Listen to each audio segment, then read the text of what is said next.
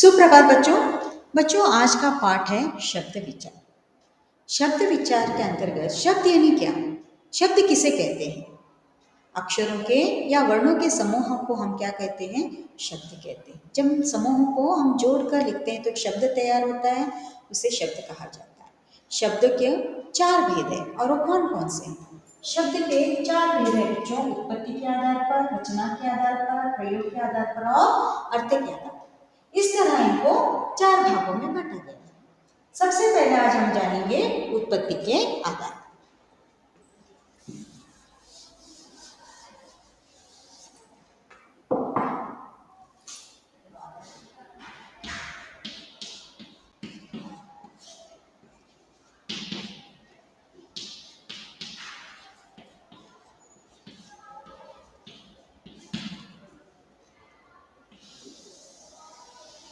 उत्पत्ति के आधार पर बच्चों इसके चार भेद हैं। कौन से? तत्सम, तद्भव,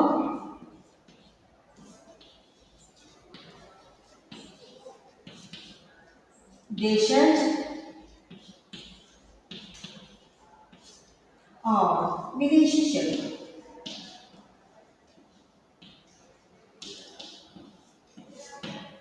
ये इसके चार भेद हैं। तो सबसे पहले जानेंगे तत्सम यानी क्या। तत्सम के बारे में जानेंगे बच्चों। तत् का अर्थ क्या है?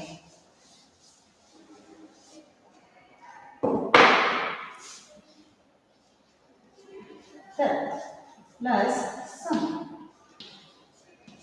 तत्सम। तो बच्चों अभी हम जानेंगे कि तत् यानी क्या। तत् यानी उसके, सम यानी समान, उसके समान। यानी बच्चों तत्सम के ऐसे शब्द हैं जो संस्कृत शब्द कहलाते हैं और संस्कृत के ऐसे आज भी ऐसे शब्द हैं जो हिंदी में प्रयोग किए जाते हैं। यानी तत्सम का अर्थ है संस्कृत के समान। जैसे घृत, सूर्य, है ना, ये क्या है? वायु, पुत्र, ये सब संस्कृत के शब्द हैं। लेकिन ये जो के त्यों क्या है, अभी भी हिंदी में प्रयोग किए जाते हैं। तद्भव, अभी हम जानेंगे तद्भव का अर्थ क्या है।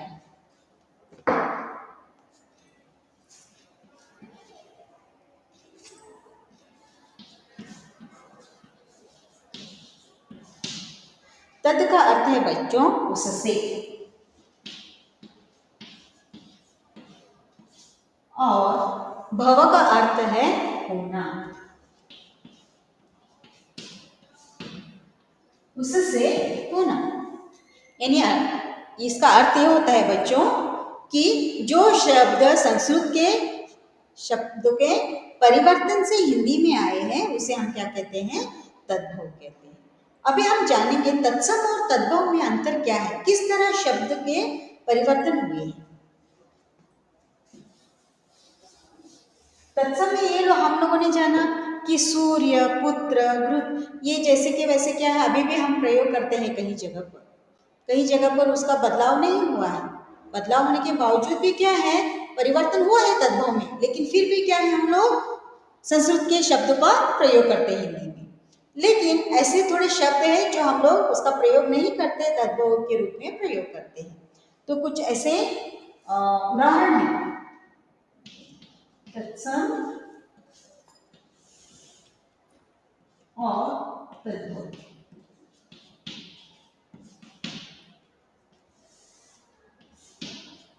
जैसे बच्चों दुग्ध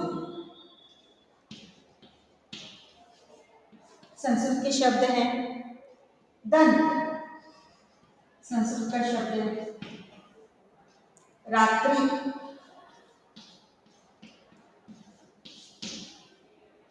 कर्म,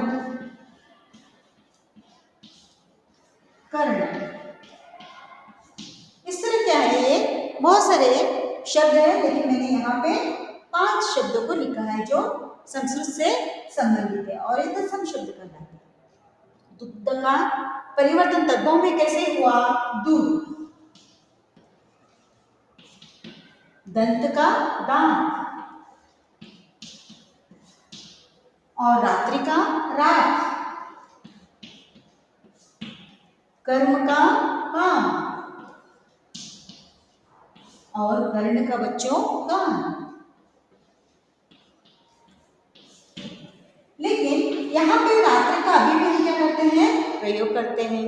कर्म का भी कई जगह हम क्या है? प्रयोग करते हैं, जैसे कि वैसे।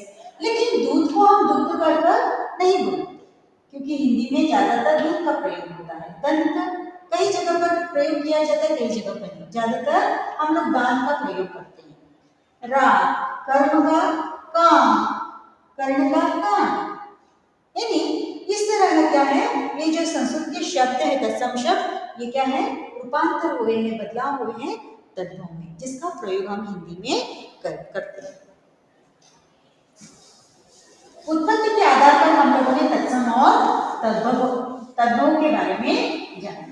अभी हम जानेंगे देश शब्द। देश शब्द किसे कहते हैं?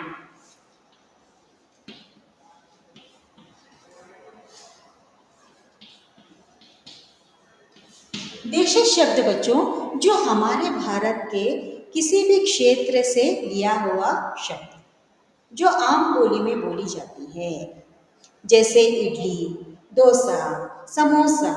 ये जो शब्द है, ये एक पर्टिकुलर नहीं है, यानी हर एक क्षेत्र अलग। जैसे समोसा ज्यादातर पंजाबी लोग क्या करते हैं? खाते हैं। इडली डोसा आप दक्षिण भारत में देखते हैं इन लोगों को खाते हो। लेकिन हमारे हिंदी में भी क्या है? इसका प्रयोग करते हैं। कई ऐसी अन्य भाषाएं जिसमें भी क्या है? इन शब्दों का प्रयोग किया जाता है। घर में हम जब बोलते हैं तो इनका प्रयोग करते हैं अपनी बोली भाषा में, इसीलिए इसे देश शब्द कहते हैं। जैसे कौन कौन से शब्द हैं, मैं आपको उदाहरण देना चाहूंगी। देश शब्द जो होता है वो है जैसे जूता, गाड़ी,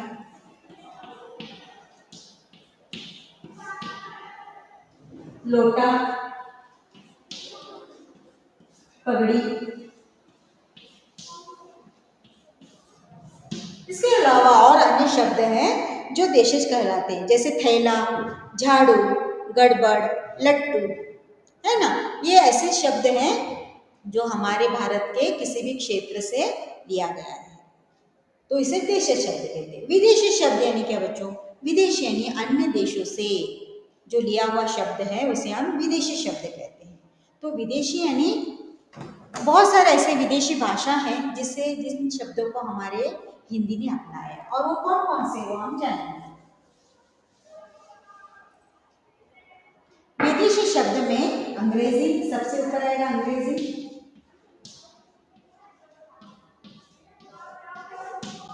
अंग्रेजी के ऐसे शब्द हैं जिसके उच्चारण करते ही आपको पता चलता है कि ये अंग्रेजी शब्द है। अंग्रेजी, फारसी,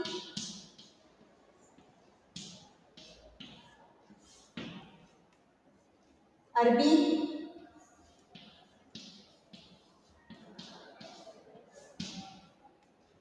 तुर्की, पुर्तगाली,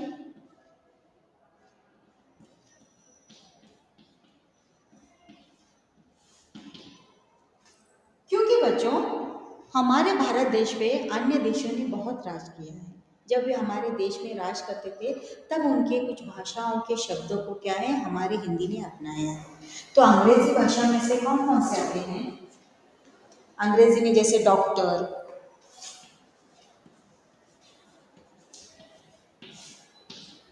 कोर्ट, स्टेशन,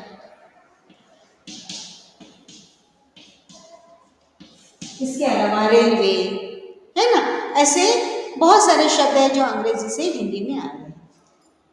फारसी के कौन से शब्द हैं वो जानेंगे। फारसी के जैसे जमीन, नमक,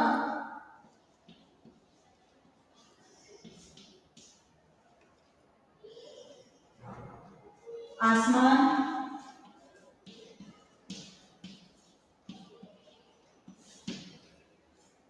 अलावा और कुछ शब्द हैं जो फारसी से आए हैं, जैसे अफसोस, सरदार, खजाना। अभी हम देखेंगे अरबी भाषा। अरबी भाषा से कौन से आए हैं? नकल, अमीर,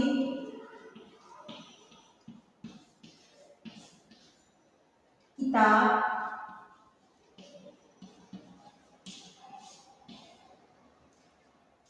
मतलब, एहसास, ये अरबी शब्द है। तुर्की के हैं चम्मच,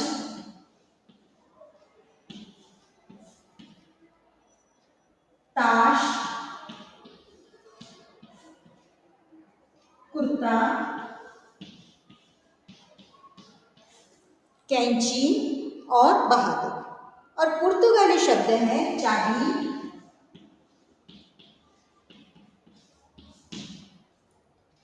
फिता, कप्तान, गोदाम, संतरा, कमीज, अलमारी, आलपी। इस तरह के शब्द क्या है बच्चों? विदेशी शब्द हैं जो हमारे हिंदी में प्रयोग किए जाते हैं। तो भारत में जो हिंदी बोली जाती है उसमें क्या है? अन्य भाषाओं का भी क्या है? मिश्रण है। यानी पूरी तरह क्या है? हिंदी नहीं कहलाती। कैसे है? हिंदी हम प्रयोग करते हैं लेकिन इन शब्दों का प्रयोग कहीं कहीं जगह पे किया जाता है। जहाँ पे हिंदी के शब्द हमें नहीं मिलते वहाँ पे क्या है? इन शब्दों का प्रयोग किया गया है। इसलिए इन सबको क्या कहते हैं? विदेशी शब्द। तो बच्चों ये हो गए आप उत्पत्ति के आधार पर देशज कौन कौन से? तत्सम, तद्भव, देशज और विदेशी भाषा। तत्सम और तद्भव में हम लोगों ने जाना कि किस तरह तत्सम में संस्कृत के जो शब्द है जो के त्यो हमारे हिंदी में प्रयोग किया जाता है, लेकिन तद्भव रूप यानी तत्सम का रूपांतर होकर जब तद्भव में आता है उसको भी हम लोग क्या है? हिंदी में प्रयोग करते हैं।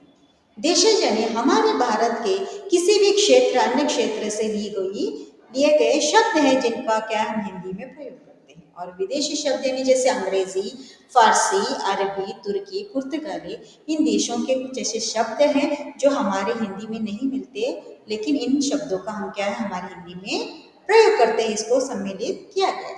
अभी हम शब्द के दूसरे भाग में जाते हैं, रचना के आधार।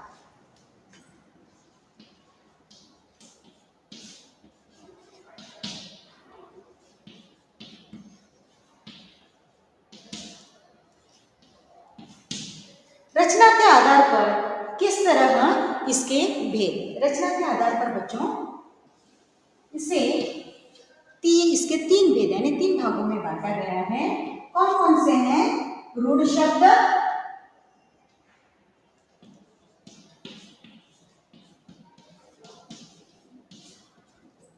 दूसरा आता है यौगिक शब्द,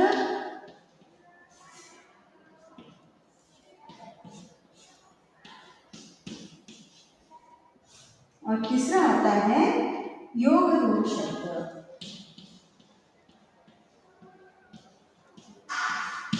इन तीन भागों में क्या है? रचना को बांटा गया। अभी एक एक करके जानेंगे कि रूढ़ शब्द क्या है, यौगिक शब्द क्या है और योग रूढ़ शब्द क्या है।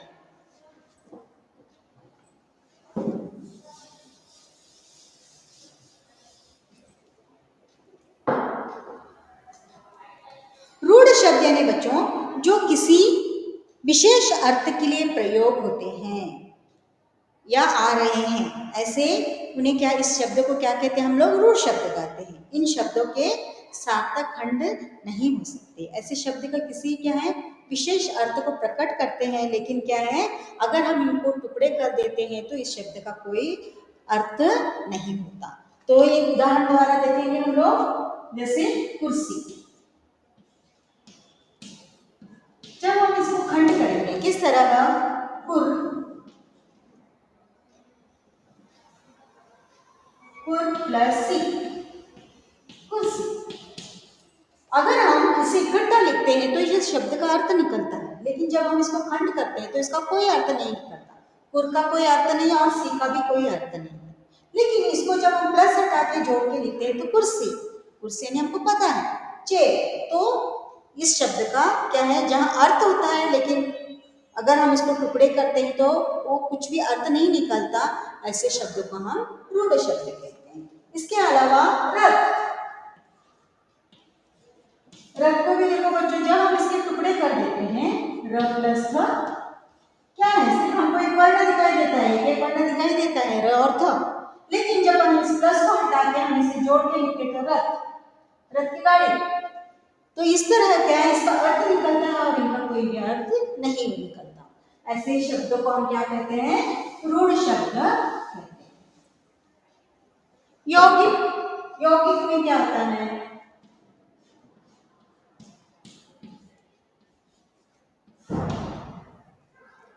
यौगिक शब्द, यौगिक शब्द का अर्थ होता है दो शब्दों के मेल से बना हुआ जो शब्द दो अथवा दो से अधिक शब्दों से मिलकर बनते हैं, उन्हें हम क्या कहते हैं, यौगिक शब्द कहते हैं। ध्यान से सुनो बच्चों, दो शब्दों के मेल से बना हुआ जो शब्द दो अथवा दो से अधिक शब्दों से मिलकर बनते हैं, उन्हें हम क्या कहते हैं, यौगिक शब्द कहते हैं। जैसे राजपुरुष,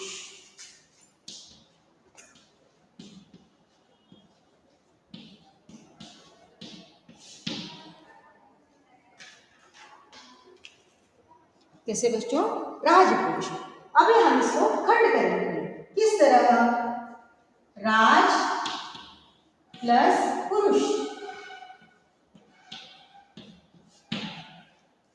लेकिन बच्चों यहाँ पे देखो, जब हम इसको खंड करते हैं तो दो शब्द बन गए हैं। रूढ़ शब्द में हम क्या देखते हैं, वहां पे वर्ण आता है, दो वर्ण आते हैं या फिर एक वर्ण आता है, उसका कोई अर्थ नहीं होता, लेकिन जब हम उसको जोड़ के लिखते हैं तो वह रूढ़ शब्द कहलाता है। लेकिन यहाँ पर क्या है, दो शब्दों को जोड़कर लिखा है, दो या दो से अधिक भी शब्दों को जब जोड़कर लिखते हैं तो यौगिक शब्द कहलाता है। लेकिन हर एक शब्द का अर्थ होना चाहिए। यहाँ पे राज, राज प्लस पुरुष, हमको पता है राज का अर्थ भी पता है, पुरुष का अर्थ भी पता है, लेकिन जब हम दोनों को मिलाते हैं तो दोनों का भी अर्थ निकलता है। इस तरह के शब्दों को हम क्या कहते हैं, राजपुरुष। और एक उदाहरण है पुस्तकालय, पुस्तकालय, इसका हम खंड करेंगे, पुस्तक प्लस आलय। तो देखो बच्चों, पुस्तक यानी आपको पता है किताब को कहते हैं, आलय यानी घर। जब हम इनको मिलाते हैं, पुस्तकालय, लाइब्रेरी, यानी इसका भी अर्थ है और इसका भी अर्थ है। जब हम इन दोनों को जोड़ देते हैं तो क्या है, इसका भी अर्थ निकलता है लाइब्रेरी, यानी जहाँ पे पुस्तकें रखी जाती है उसका जो घर होता है उसे पुस्तकालय कहते हैं। जैसे हमारे स्कूल में होता है लाइब्रेरी, लाइब्रेरी को हिंदी में क्या कहते हैं बच्चों, पुस्तकालय, वाचनालय। इसके बाद आता है योग रूढ़ शब्द।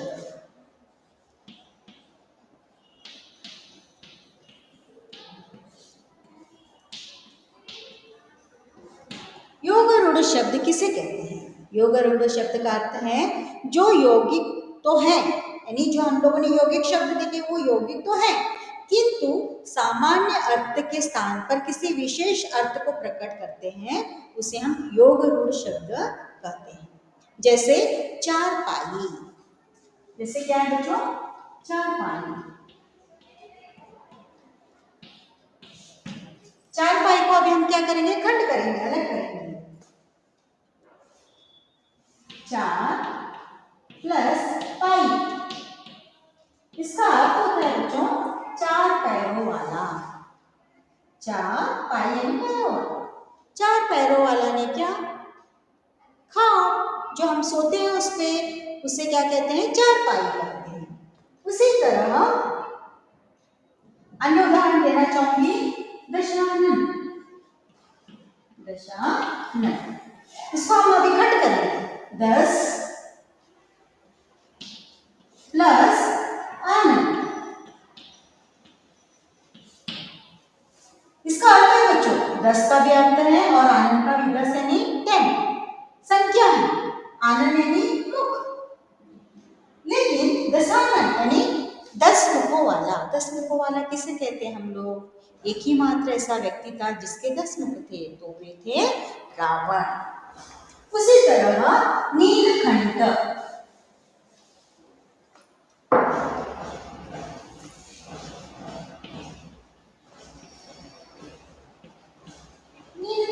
जब हम इसको खंड करेंगे, नील प्लस खंड,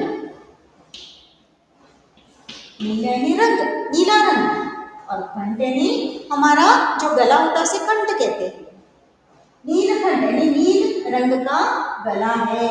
किसका होता है नील रंग का गला, कंठ?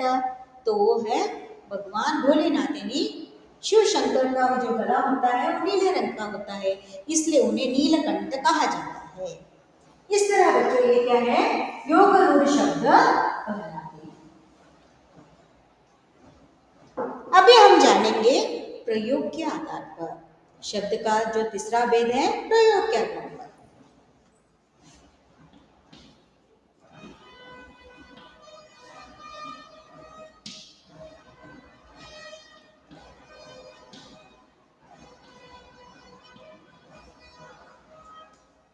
प्रयोग के आधार पर बच्चों इसे दो भागों में बांटा गया है, विकारी शब्द और अविकारी शब्द। विकारी शब्द और अविकारी शब्द।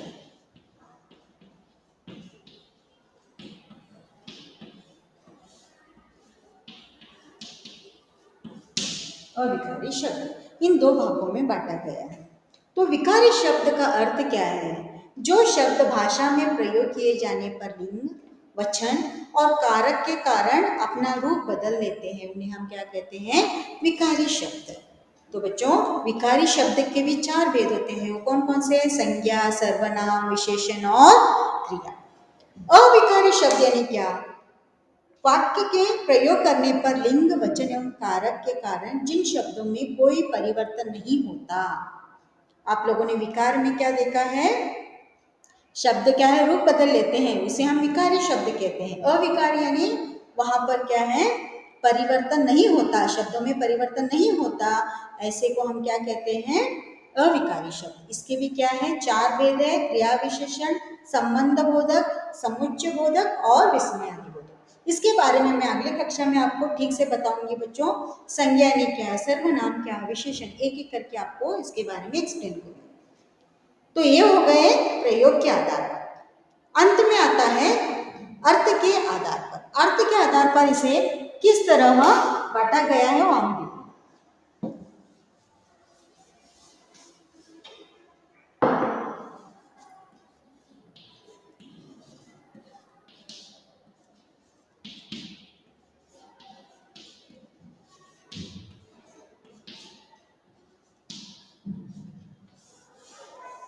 अर्थ के आधार पर, अर्थ का आधार है बच्चों, इसके भी क्या है? 5 भेद है।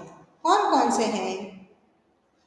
अर्थ के आधार पर इसके 2 भेद है। पहले सार्थक और निरर्थक। सार्थक में आता है एकार्थक, अनेकार्थक और समानार्थक और विपर्यार्थक।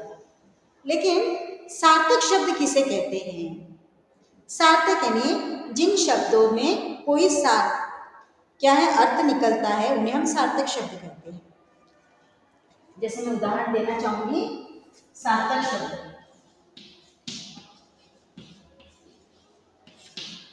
ये 2 भेद है, सार्थक और निरर्थक।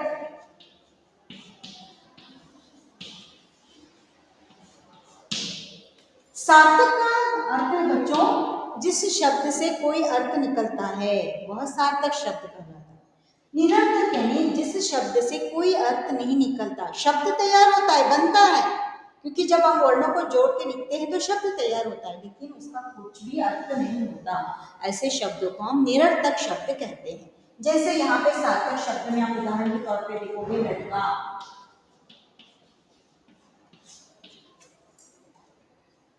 नदी, पेड़, ये क्या है? सार्थक शब्द। निरर्थक शब्द क्या है? निरर्थक शब्द में जैसे अभी लड़का है, इसको हम उल्टा करके लिखेंगे, है ना। द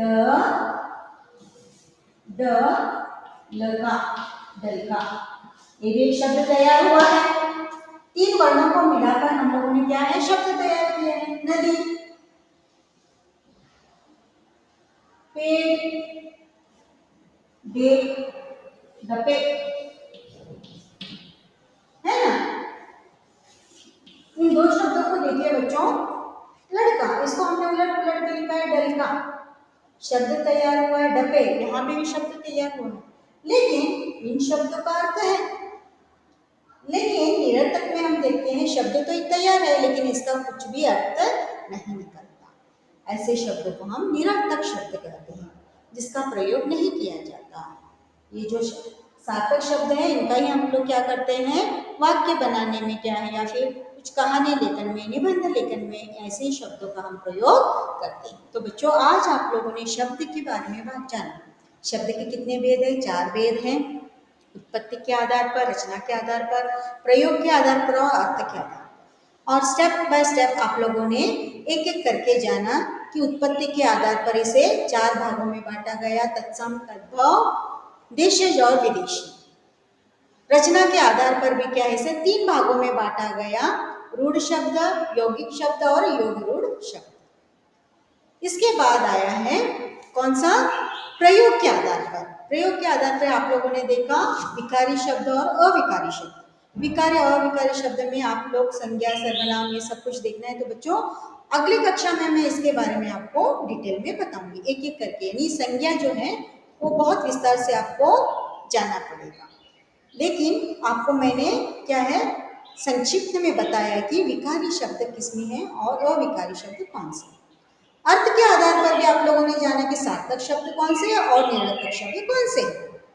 शब्द किसी तरह भी वर्ण को जोड़ के हम लिखते हैं, लेकिन उस शब्द का अर्थ होना चाहिए, तो वो शब्द जो है सार्थक शब्द में ही आता है। तो आप बच्चों आज के लिए इतना ही, अगली कक्षा में हम नया पाठ लेके आएंगे। धन्यवाद।